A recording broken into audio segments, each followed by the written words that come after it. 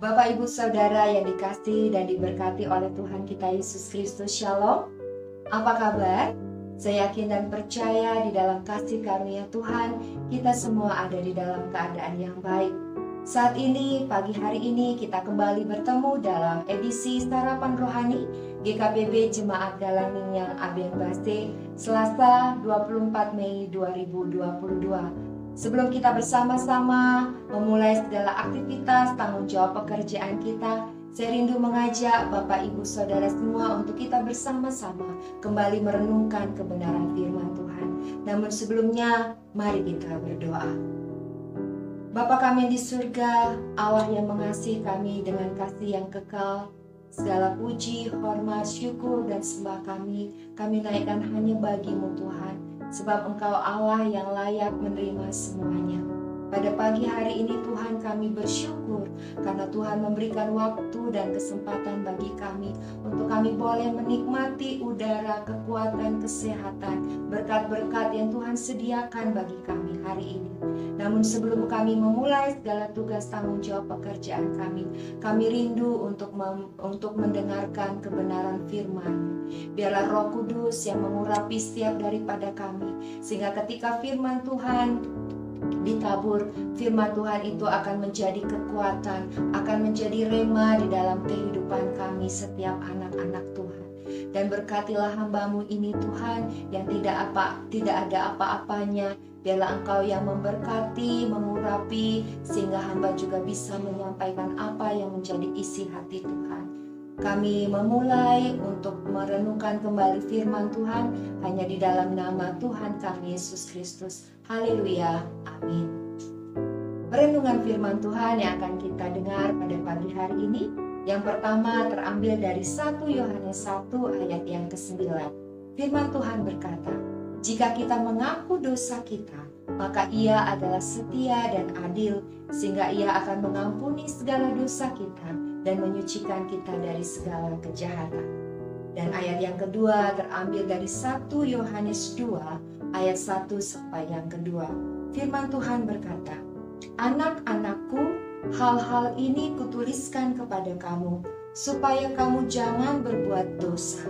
Namun jika seorang berbuat dosa, kita mempunyai seorang pengantara pada Bapa, yaitu Yesus Kristus yang adil. Dan Ia adalah pendamaian untuk segala dosa kita, dan bukan untuk dosa kita saja, tetapi juga untuk dosa seluruh dunia." Renungan firman Tuhan kita pada pagi hari ini diberikan tema Allah Maha Pengampun. Bapak, Ibu, Saudara yang dikasihi Tuhan, dalam era digital saat ini, hampir setiap hari kita pasti menggunakan alat tulis elektronik, yaitu yang disebut komputer. Dan di dalam keyboardnya pasti tersedia alat penghapus yang disebut dengan backspace.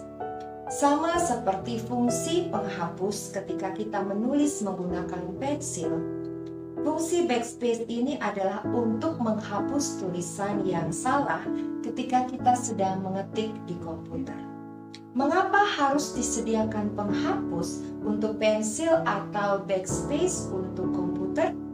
Alasannya adalah karena pembuat pensil atau komputer tahu bahwa ketika seseorang menggunakan pensil atau komputer, maka akan selalu ada kesalahan menulis atau mengetik, sebab tidak ada manusia yang sempurna.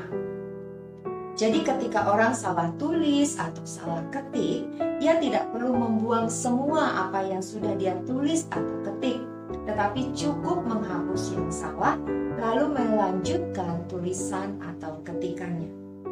Namun, apakah ada orang yang dengan sengaja salah di dalam menulis atau mengetik dengan alasan bahwa masih ada penghapus atau backspace? Tentu saja tidak. Jika itu kita lakukan, maka kita hanya membuang-buang waktu dan tenaga, serta tidak akan pernah kita bisa menyelesaikan apa yang kita tulis.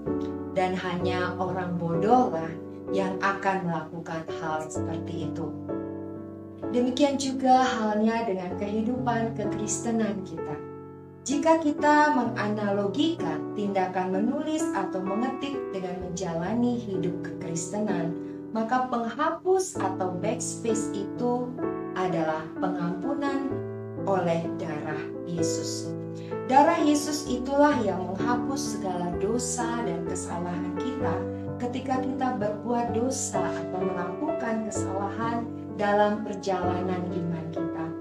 Tuhan menyediakan pengampunan oleh darah Yesus bagi orang percaya karena Dia tahu bahwa kita bukanlah manusia yang sempurna. Tuhan tahu bahwa selama kita hidup di dunia ini, kita bisa saja jatuh dalam dosa. Itulah sebabnya dalam 1 Yohanes 1 ayat 9 firman Tuhan berkata, "Jika kita mengaku dosa kita, maka Ia adalah setia dan adil, sehingga Ia akan mengampuni segala dosa kita dan menyucikan kita dari segala kejahatan." Ayat ini dengan jelas mengatakan pada kita bahwa Allah adalah Maha Pengampun. Dia bersedia dan dengan senang hati akan mengampuni segala dosa orang-orang yang mau datang kepadanya dan mengakui dosa-dosa mereka. Tuhan tidak hanya akan mengampuni dosa, tetapi Tuhan juga akan menyucikan mereka dari segala dosa mereka. Tuhan tahu bahwa dosa adalah tembok pemisah yang berdiri di antara Dia dan ciptaannya yang segambar dan serupa dengan Dia. Adalah kehendak Tuhan untuk meruntuhkan tembok pemisah itu, yaitu dosa, sehingga manusia dapat diselamatkan. Tuhan ingin mengampuni kita, dan keinginan itu adalah bagian dari karakter Allah, yaitu kasih. Dalam pengorbanan kematian seekor anak domba dalam Perjanjian Lama, Allah mengatakan kepada kita bahwa suatu hari nanti anak domba yang sempurna, yaitu Yesus Kristus, akan datang untuk menghapus dosa seluruh isi dunia melalui penebusan Yesus Kristus di atas kayu salib, sehingga setiap orang yang percaya kepadanya tidak akan binasa, melainkan beroleh hidup yang kekal. Dengan memahami bahwa Allah itu Maha Pengampun, maka kita memiliki pengharapan untuk dibersihkan dari dosa-dosa kita yang masih saja mencemari kehidupan kita.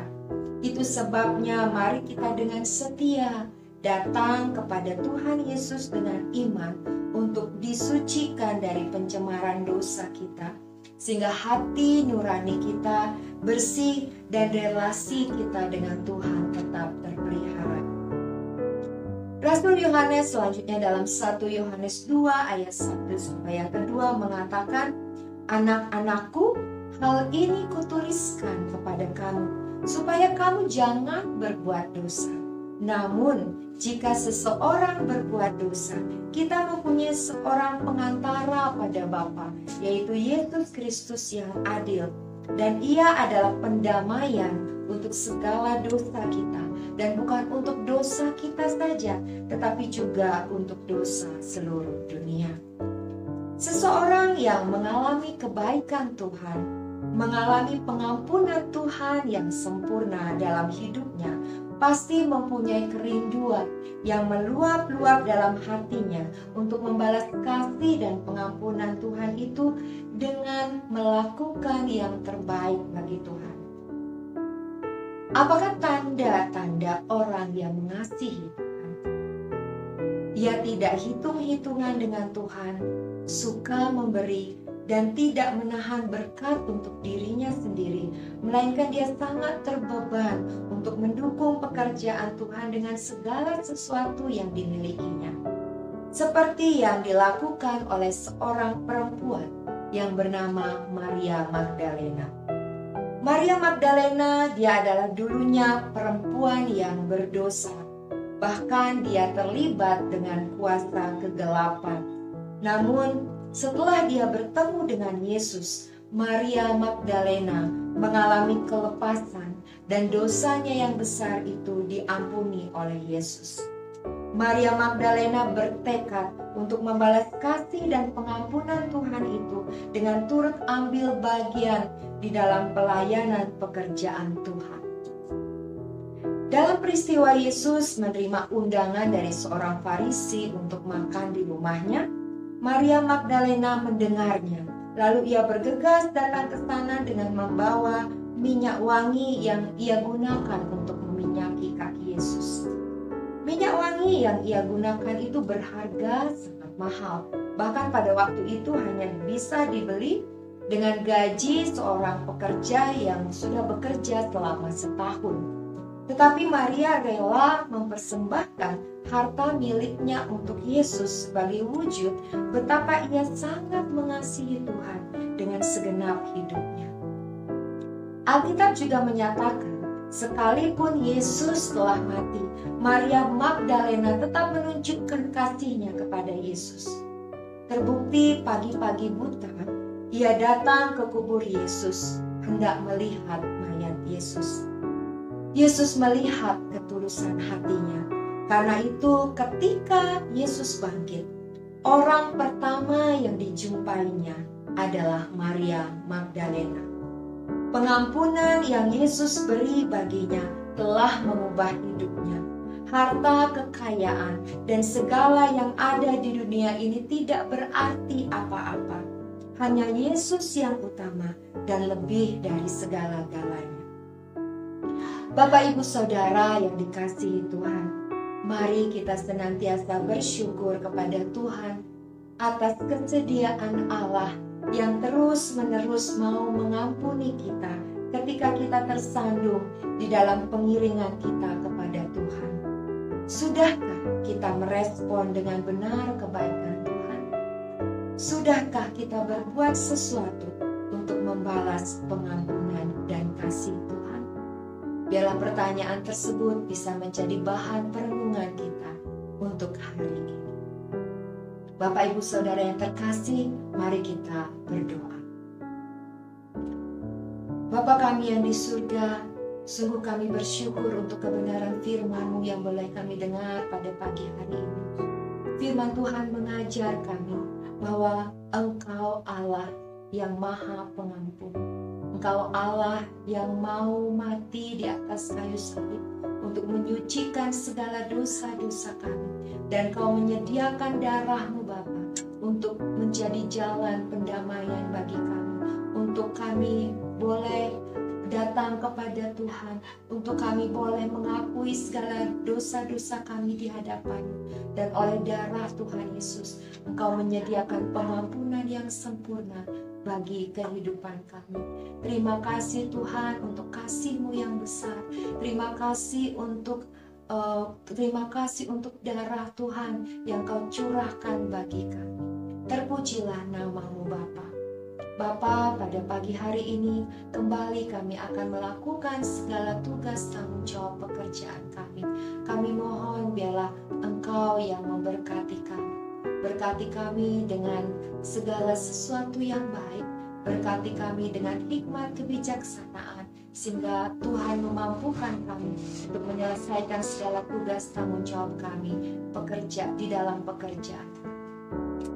Saat ini Bapa, kami rindu berdoa untuk saudara-saudara kami yang sakit.